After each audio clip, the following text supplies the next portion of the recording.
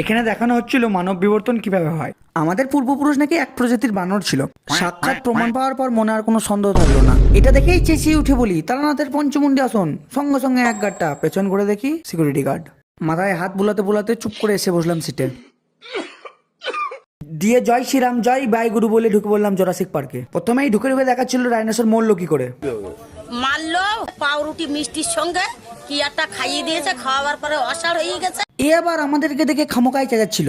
আমি বললাম, ছি তোর মুখে কি গন্ধ, তোর টুথপেস্টে কি লবণ নেই? সেই শুনেই লজ্জায় ও মুখ ঘুরিয়ে নিল। তারপরে দেখতে পাই সোনাগোদা সাপের মতো ডাইনোসর।